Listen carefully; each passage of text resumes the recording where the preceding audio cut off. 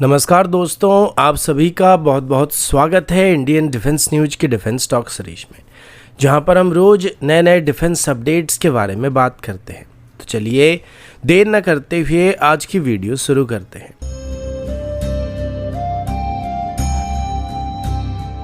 आज की पहली अपडेट इंडियन एयरफोर्स और F-35 stealth fighter jet programme को लेकर है। दोस्तों, अब ये काफ़ी सेंसिटिव और हाई लेवल की अपडेट सामने आई है।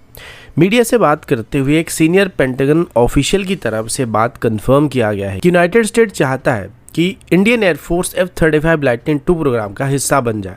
सबसे इंटरेस्टिंग बात यह है कि अगर ऐसा होता है तो भारत अमेरिका का पहला नॉन अलाइड F-35 ऑपरेटर बन सकता है। यह ऑफर पहली बार फरवरी 2025 में सामने आया था, जब पीएम मोदी व्हाइट हाउस के विजिट पर गए हुए थे और प्रेसिडेंट ट्रंप की तरफ से ऑफिशियल प्रपोजल का हिंट दिया गया था।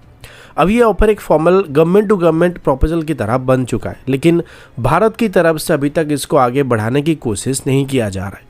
पेंटागन ऑफिशियल ने क्लियर कहा है कि transfer of technology incremental order के साथ फ्यूचर में देखा जा सकता है। लेकिन दोस्तों, अगर ग्राउंड रियलिटी के बारे में बात करें तो इवन इजराइल जैसे देश, जो कि यूनाइटेड स्टेट के काफ़ी करीबी कंट्री है, उनको भी F-35 में फुल फ्रीडम नहीं मिल पाई है। एक मेजर प्रॉब्लम यह भी है कि F-35 का आर्किटेक्चर एक कंप्लीट ब्लैक बॉक्स सिस्टम है, जिसमें daily United State control activation code, zero source code access और स्ट्रिक्ट सॉफ्टवेयर कंट्रोल भारत के लिए सॉवरेनिटी कंसर्न को क्रिएट करने वाला है। ऊपर से पेंटागन की 2024 की रिपोर्ट के मुताबिक F-35 का मेंटेनेंस डाउन टाइम का एवरेज 141 दिन तक पहुंच जाती है, जो इंडियन एयरफोर्स के लिए ऑपरेशनली काफ़ी रिस्की होने वाला है। इसके ऑपोजिट रशिया की तरफ से भी Su-57E के साथ भारत को कंप्लीट इंडिजनाइजेशन का प्रॉमिस किया जा रहा है। अभी ये बात तय है कि भारत आगे चल के लिमिटेड नंबर में 5th जनरेशन एयरक्राफ्ट को एक्वायर करने के बारे में सोच रहा है, और इसी वजह से यूनाइटेड स्टेट की तरफ से एक बार फिर से अभी F-35 को भारत में पुश करने की कोशिश किया जा रहा है। अगला अपडेट इंडियन नेवी के फ्यूचर मैरीटाइम स्ट्राइक कैपेबिलिटी को लेकर है। दोस्तों, अभी इंडियन नेवी एक काफ़ी गेम चेंजिंग कैपेबिलिटी को एक्सप्लोर कर रही है। लेटेस्ट इनपुट्स के मुताबिक नेवी एक ऐसे long range antiship ballistic weapon को अपनी सर्विस में शामिल करना चाहती है, जिसका रेंज लगभग 1000 किलोमीटर के आसपास हो सकता है। इस सिस्टम का main objective career based fighter aircraft से लॉन्च होकर दुश्मन की हाई वैल्यू मैरीटाइम टारगेट को बहुत ही दूर से एंगेज करने का होने वाला है। इसका मतलब ये कि इंडियन नेवी के एयरक्राफ्ट कैरियर से ऑपरेट करने वाले नेवल फाइटर बिना एनिमी वॉरशिप्स के एयर डिफेंस जोन में घुसे ही उनके कैरियर्स, डिस्ट्रॉयर्स और एस्कॉर्ट्स को टारगेट कर सकते हैं।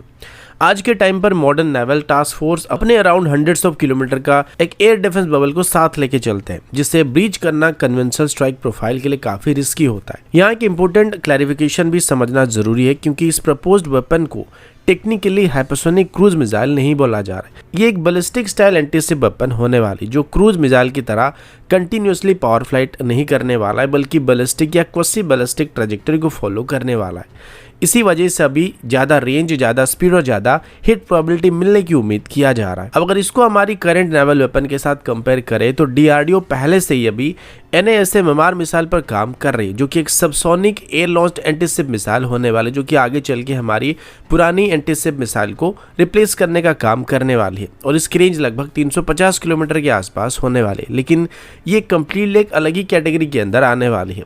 इसी के साथ साथ नेवी के पास अभी नेवलाइज्ड ब्रह्मोस और फ्यूचर में ब्रह्मोस NG भी मौजूद होने वाला है। ये मिसाइल स्पीड और पेनिट्रेशन के मामले में काफ़ी बेहतर होने वाला है, लेकिन इनका इफेक्टिव रेंज भी 350 से 450 किलोमीटर के आसपास ही होने वाला है, जिसको अभी 800 किलोमीटर तक इंक्रीज करने की कोशिश किया जा रहा है। ये वेपन टैक्टिकल और ऑपरेशन लेवल पर काफ़ी स्ट्रॉन्ग है, लेकिन ये काफ़ी महंगे भी पड़ने वाले हैं। नेवी का प्लान है कि यहीं पर नया बैलिस्टिक एंटीशिप कॉन्सेप्ट को एंटर कराया जाएगा, जिसमें 1000 किलोमीटर के आसपास की रेंज और एक्सट्रीम टर्मिनल स्पीड का कॉम्बिनेशन नेवी की मैरीटाइम डॉक्ट्रिन को एक नेक्स्ट लेवल पर ले जा सकता है। इससे नेवी को सी डिनायल और डिटरेंस मिशन के लिए कैरियर एयर पावर का यूज बहुत ही दूर से करने का ऑप्शन मिलने वाला है, जिसमें हमारे एयरक्राफ्ट को बिना रिस्क में डाले ही दुश्मन पर घातक हमला करना संभव होने वाला है। अगला अपडेट इंडियन एयरफोर्स के फ्यूचर एयर कॉम्बैट डॉक्ट्रिन को लेकर है। दोस्तों, जैसे जैसे long range air to air missile और अल्ट्रा लॉन्ग रेंज इंटरसेप्टर का एरा शुरू हो चुका है। इंडियन एयरफोर्स अभी सिर्फ एनिमी को स्ट्राइक करने पर फोकस नहीं कर रही है, बल्कि अपनी हाई वैल्यू एयरबोर्न एसेट की प्रोटेक्शन को भी सीरियसली कंसीडर किया जा रहा है।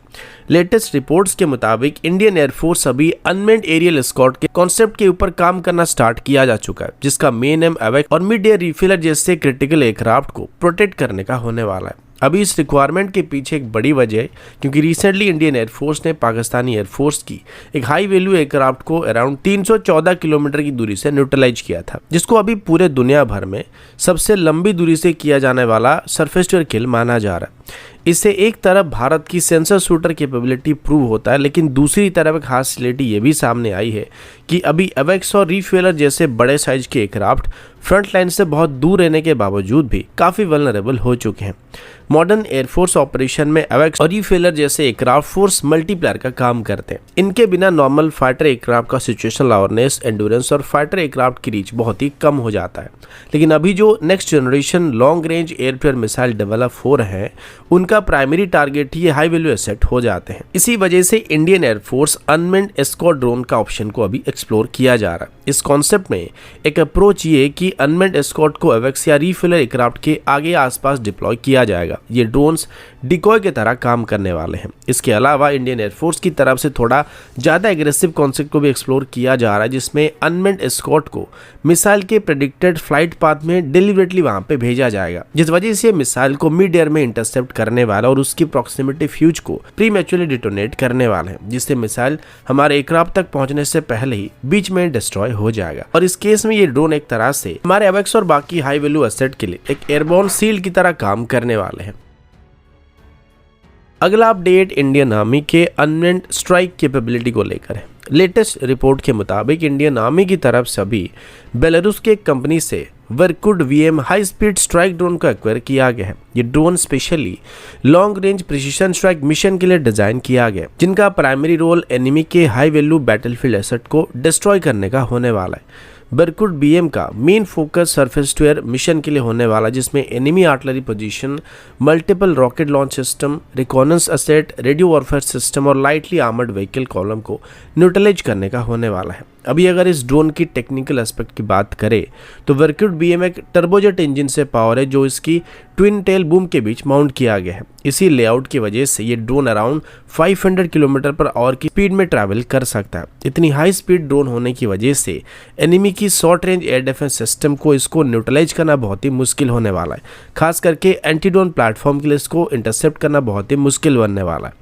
रेंज की बात करें तो मिशन प्रोफाइल और अल्टीट्यूड के हिसाब से बरकुड बीएम अराउंड 180 किलोमीटर के आसपास ऑपरेट कर सकता है और इसकी एंड्योरेंस लगभग 45 मिनट के आसपास होने वाली है। इस ड्रोन में अराउंड 10 केजी की हाई एक्सप्लोजिव फ्रेगमेंटेशन वॉरेट को इंटीग्रेट किया गया, जो कि radar site, missile battery, artillery guns और लॉजिस्टिक नोड को सीरियसली डैमेज कर सकता है। एक और खास बात यह है वर्कुड बीएम में कैटapult लॉन्च सिस्टम है, जिस वजह से इसको ऑपरेट करने के लिए रनवे या किसी हेवी इंफ्रास्ट्रक्चर डेवलपमेंट की जरूरत नहीं पड़ती है। फील्ड कमांडर इसे फॉरवर्ड एरिया से, किसी कंसील लोकेशन से या फिर मोबाइल प्लेटफॉर्म से भी इसको लॉन्च किया जा सकता है, जो बैटलफील्ड फ्लेक्सिबिलिटी को काफ़ी ज़्यादा इंक्रीज करने वाला है। इंटरेस्टिंग बात यह है कि बरकुड बीएम ओरिजिनल एक हाई स्पीड एरियल टारगेट के तौर पर डेवलप किया गया था, जिसको एयर डिफेंस ट्रेनिंग के लिए इस्तेमाल किया जा रहा था, लेकिन बाद में इसी प्लेटफॉर्म को मॉडिफाई करके एक ऑफेंसिव स्ट्राइक ड्रोन के रूप में अडॉप्ट किया गया है, जहाँ पर इसकी स्पीड, एजिलिटी और कॉम्पैक्ट साइज का पूरा फायदा उठाया गया है।